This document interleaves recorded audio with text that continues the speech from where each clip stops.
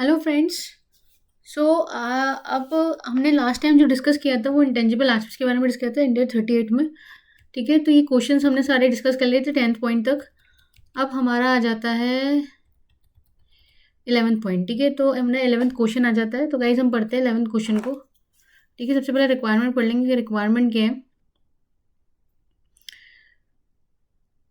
At the end of 2020, the recoverable amount of know-how embodied in the process is estimated to be 1900. ठीक है, entities developing a new production process during 21-22, the expenditure incurred was 1000, out of which 900 was incurred before 1st March 2022 and 100 rupees was incurred between 1st March 2022 and 31st March 2022. The entity is able to demonstrate that at 1st March 2020, the production process met the criteria for recognition as an intangible assets or recoverable amount of the know-how embodied in the process, including future cash outflows to complete the process before it is available for use, is estimated to be 500. Estimated to be 500. Okay. Explain the accounting treatment. ये है question का requirement. Accounting treatment for expenditure incurred in 2022 और 2022-23 as per relevant Ind AS. Okay, during 2022-23 expenditure incurred तो 2000 रुपये था। At the end of 2023 the recoverable amount of know how embodied in the process, ठीक है, including future cash flows to complete the process before is available for use, estimated to be 1900। ठीक है guys, तो अब हम अगर देखें इसको तो हमें ये समझ में आया इसको पढ़ के कि एक नया प्रोडक्शन प्रोसेस जो है वो डेवलप किया जा रहा है। और 21-22 मतलब 21-22 और 22-23, तो 21-22 में क्या क्या हुआ। एक्सपेंडिचर 1000 रुपये का हुआ, जिसमें से 900 रुपये पहले से आपके 1 मार्च को इनकर हो गए थे, पहले 1 मार्च से पहले इनकर हो गए थे, और 100 रुपये 1 मार्च और 31 मार्च के बाद इनकर हुए थे।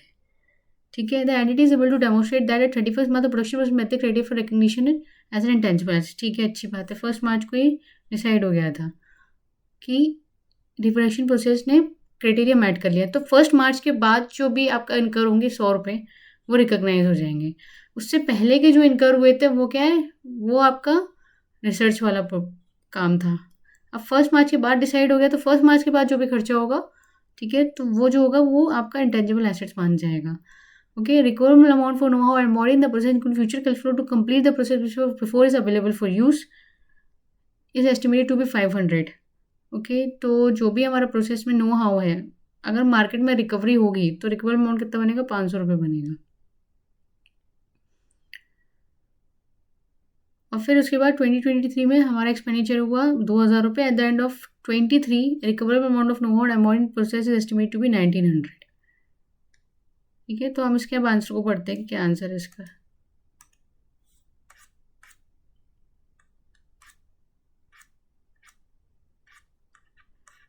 ठीक है, अभी लिखा हुआ है at the end of financial year 2022 the production process recognise intangible assets at the cost of 100 expenditure incur since the date when recognition criteria were met. ठीक है, जैसे कि हमने डिस्कस किया था भाई 100 रुपये रिकॉग्नाइज होंगे इंटेंजिबल एसेट्स में, 900 रुपये एक्सपेंसिव हो जाएंगे P&L में। 900 रुपये expenditure incurred before 31 March 2022 recognise an expense because recognition criteria were not met until 1 March 2022. This expenditure doesn't form part of cost of production process recognized in the balance sheet. लेकिन 2023 में क्या हुआ, cost of production process 2100, 100 रुपये expenditure eight the end of 2020 और plus 2000 expenditure recognise 2020। ठीक है, तो entity recognise impairment loss of 200 क्यों, क्योंकि जब इसका वैल्यूएशन किया गया इम्पेयरमेंट का तो हमें पता चला कि 1900 रुपये हो गया, मतलब 2100 से 1900 हो गया, तो 200 रुपये कहाँ जाएंगे, इम्पेयरमेंट लॉस में चले जाएंगे। तो adjust the carrying amount of process before impairment loss 2100 two is recoverable 1900। The impairment loss will be reverse in the subsequent year if the requirement for reversal of impairment loss unmet. ठीक है, अगर requirement India 36 की according met हो जाती है तो फिर वो जो इम्पेयरमेंट लॉस है वो रिवर्स हो जाएगा। ओके, तो ये हो गया हमारा आंसर। हम 12 वाले पे चलते हैं।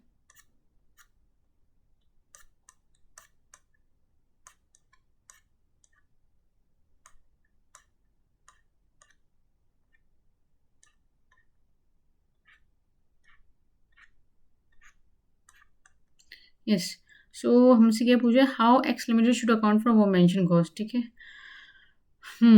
तो एक्स लिमिटेड जो है अब ये पूछ रहा है कि कैसे टोटल बना के, मतलब हमें इंटेंजिबल एसेट कॉस्ट निकालनी है अल्टीमेटली।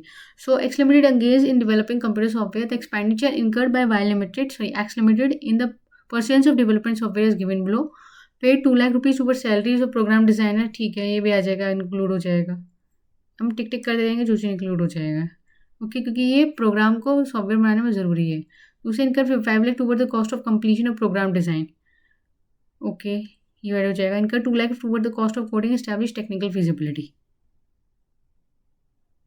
टेक्निकल फिजिबिलिटी ये नहीं होगा। ओके, और paid for 7 lakh for other direct cost after establishment technical feasibility, ये हो जाएगा। इनका 2 lakh rupees toward other testing cost, ये हो जाएगा। A focus of group of software developer were invited to a conference for induction of this software. Cost of conference का कोई relation नहीं है डेवलपमेंट से, तो 70,000 क्या हो जाएगा, P&L में एक्सपेंसिव हो जाएगा। ओके, टेक्निकल फिजिबिलिटी के बाद जो भी खर्चा होगा वो आपका रिकग्नाइज हो जाएगा डायरेक्ट कॉस्ट में। लेकिन ये दोनों के दोनों जो मुझे दिखाई दे रहा है ये टेक्निकल से तो पहले के हैं, तो कायदे से तो इसे भी इंक्लूड नहीं होना चाहिए।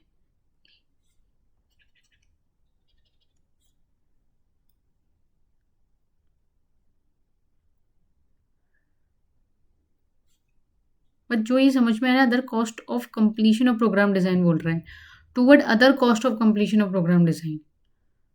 ये हम थोड़ा चेक कर लेंगे आंसर में कि क्या लिखा हुआ है इसका। Okay, toward salaries of program designer है, ये चेक कर लेंगे। On 15 March the development phase was complete, the cash flow budget was prepared. Net profit जो है वो 40 lakhs है। सो लेट्स सी, इसे भी P&L में हम लोग कर देंगे। वैसे तो इसे भी एक्सपेंस ऑफ P&L में हम लोग एक्सपेंस ऑफ कर देंगे।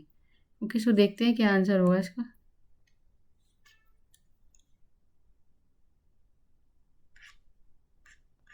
तो टोटल मिला के 9 लाख तो बैठ ही रहा है ना, और ऊपर का देखते हैं कि क्या होगा इसका।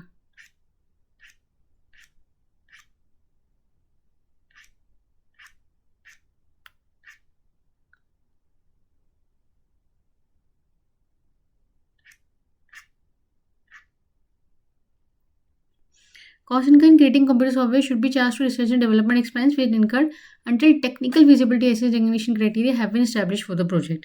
जब तक कि टेक्निकल फिजिबिलिटी देखिए एस्टैब्लिश नहीं होती तब तक कि जो भी कॉस्ट होगी वो आपकी एक्सपेंस ऑफ होगी। Has technical feasibility establish after completion of detail design program. So in this case 9 lakh रुपये salary cost of design, program design cost and technical feasibility cost would be recorded in expense in P&L account since it belongs to research phase।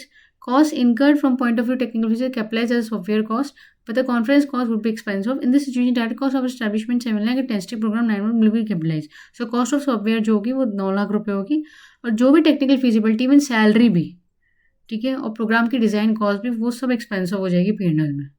Okay, इसमें actually ये पता नहीं चल पा रहा था कि ये बिफोर आपकी, अगर हम क्वेश्चन को ध्यान से देखें यहाँ पर, एक मिनट, इसमें क्लियर पता नहीं चल पा रहा था कि भाई ये बिफोर टेक्निकल है कि नहीं है ना। बट इसमें ये माना गया है कि टेक्निकल फिजिबिलिटी से पहले पहले के खर्चे सारे हैं।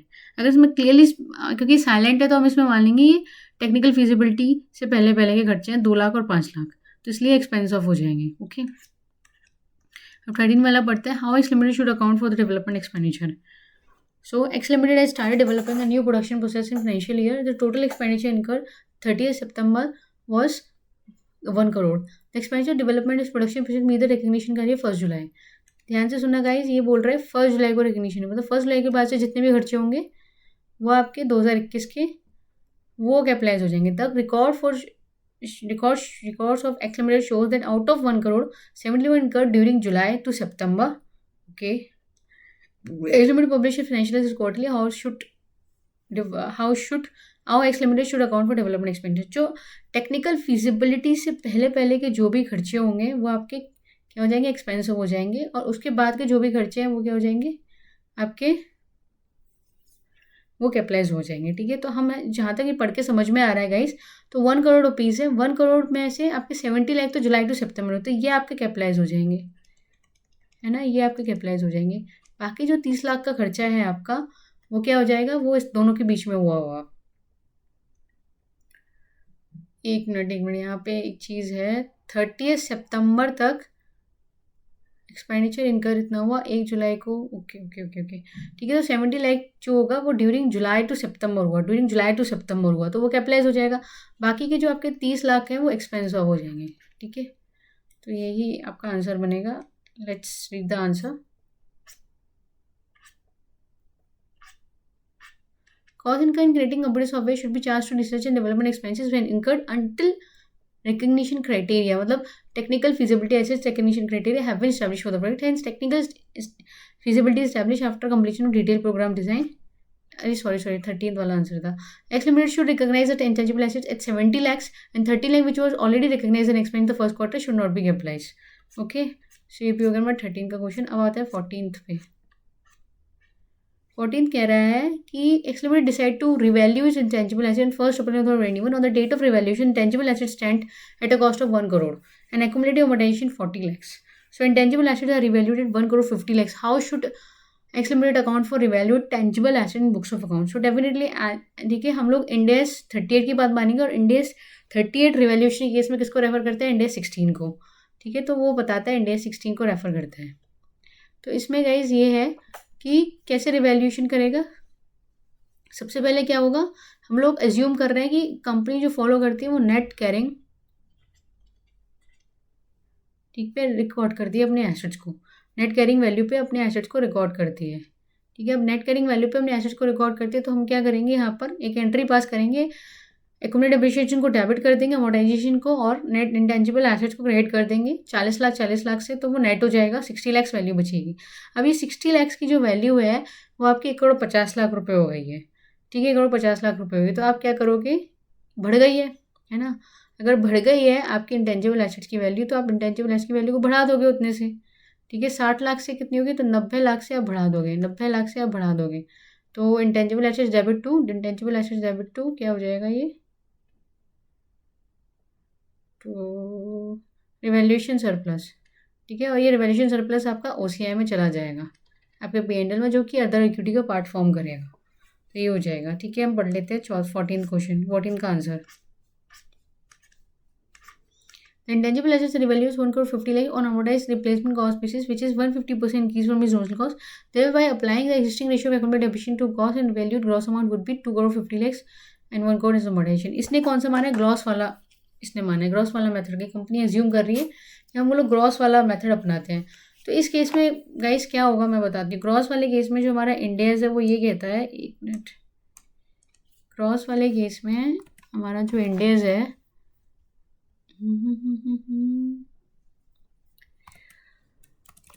सो ग्रॉस वाले के केस में हमारा जो इंडेज है वो ये बोलता है कि अगर आप ग्रॉस ब्लॉक पे दिखा रहे हो अपनी फिक्स एसेट्स को, ठीक है, और एक्यूमुलेटेड डेप्रिसिएशन ऐसे करके दिखा रहे हो, आप अपना स्केड्यूल दिखा रहे हो आप, तो आप क्या उस केस में क्या करोगे, आप उस केस में क्या करोगे कि भाई आप एज अ परसेंटेज निकाल लोगे, आप एज अ परसेंटेज निकाल लोगे, ओके। किसकी निकालोगे, कैरिंग वैल्यू की, जो भी आपकी कैरिंग वैल्यू आ रही है, जो भी आपकी फेयर वैल्यू आ रही है, और कैरिंग वैल्यू माइनस करके आप एज अ परसेंटेज निकाल लोगे, ठीक है। तो अब अगर हम यहाँ पर देखें,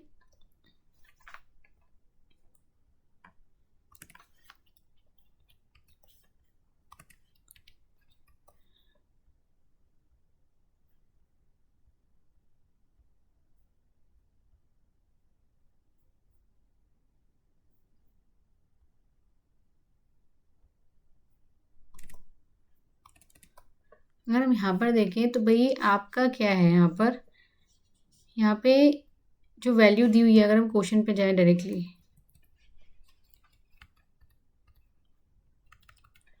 तो यहाँ पे हमारी जो वैल्यू दी हुई है वो क्या दी हुई है गाइस, यहाँ पर वैल्यू दी हुई है 1,50,00,000, ठीक है। तो ये कितना है आपका, अगर हम यहाँ पे नेट कैरिंग वैल्यू लेकर आए इसकी,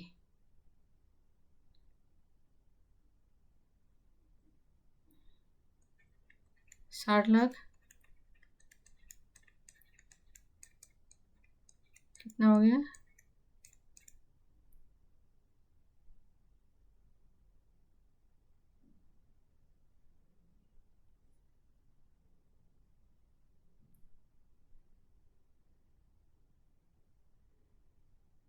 तो आपका कितना हो गया, 90 हो गया डिवाइड बाय 60 हो गया, है ना। 60 का कितना परसेंट बढ़ गया आपका, ये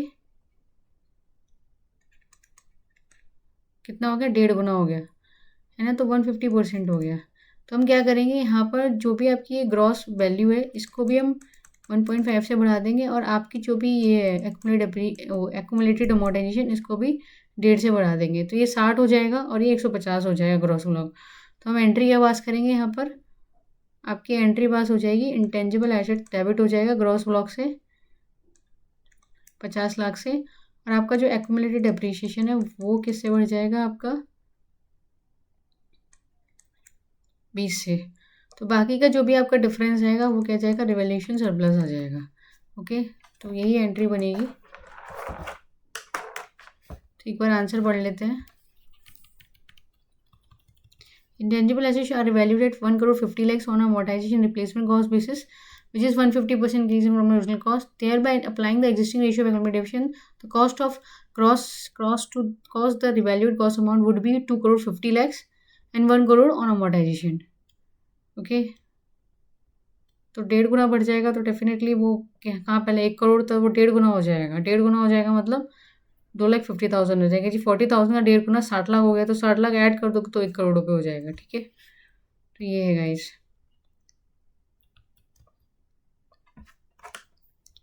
एक मिनट, यहाँ पर ना एक चीज़ है गड़बड़ है कि 150 इंक्रीज़ है, ठीक है, वो नेट कर दिया था गलती से, और ये कितना है, 60 रुपये इंक्रीज़ है।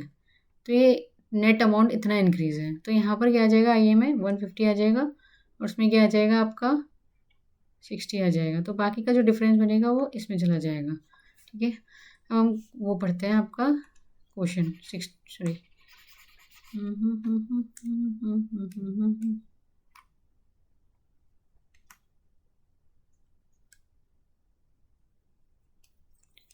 ओके। सो हम पढ़ते हैं ये वाला question 15th। Okay, what would be the appropriate accounting treatment of aforesaid issue? What would be the accounting treatment?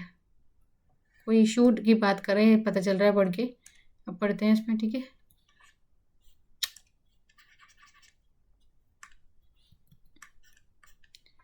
One of the senior engineer at XYZ has been working on a process to improve manufacturing efficiency and consequently reduce manufacturing cost.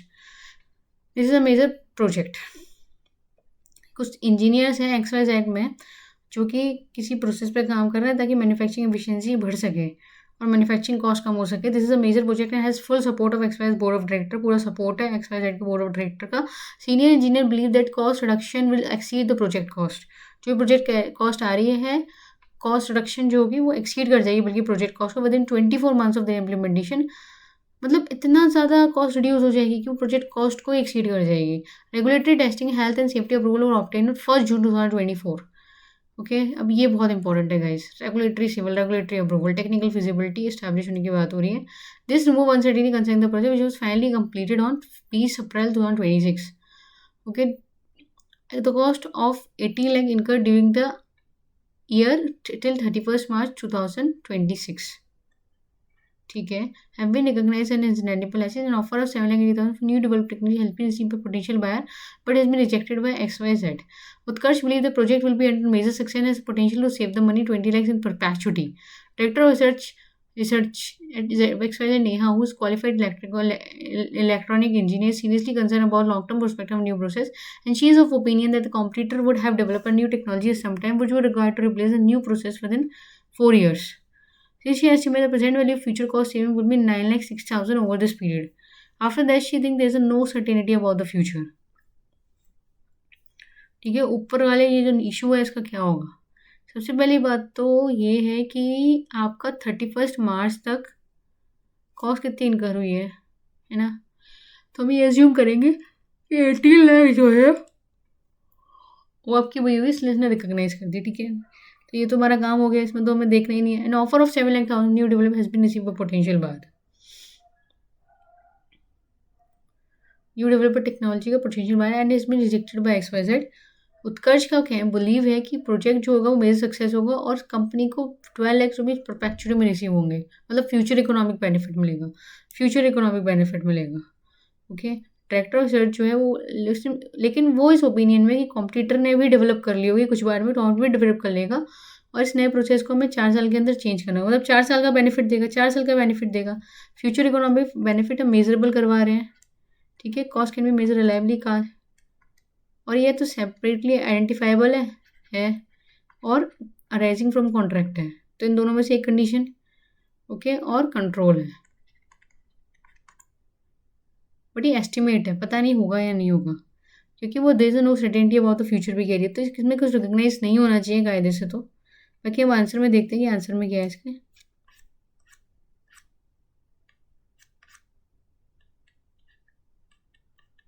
Index 38 requires intangible assets require intangible assets to be recognized only and if certain criteria met. Regulatory evaluation was last criteria to be met.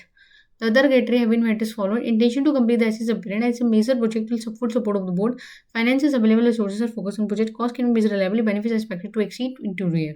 Amount of 15 lakhs rupees should be capitalized in the balance sheet for the year ending 25-26 representing expenditure since 1 June. अच्छा, इसने bifurcate कर दिया ऐसे,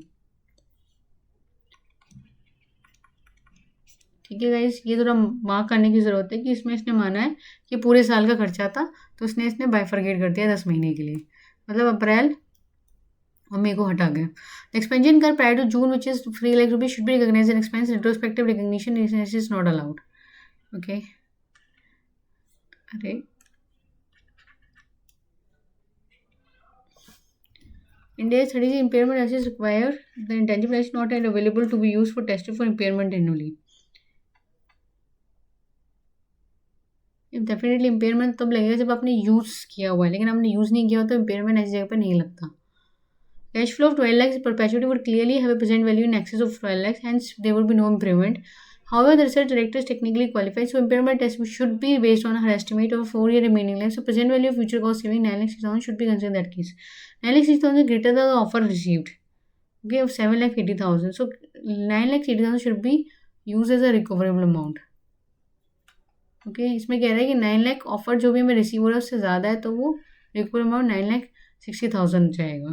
मतलब NRV या जो भी आपकी रिकवर वैल्यू जो भी ज़्यादा वो आती है, तो carrying amount should be reduce to, जो भी कैरिंग अमाउंट है वो हमें रिड्यूस कर देना चाहिए। तो हमने वैसे भी कितना रिकॉग्नाइज किया है इसको, 15 लाख रुपए, तो 15 लाख ये कह रहा है कि 9,60,000 कर दो उसका, ठीक है।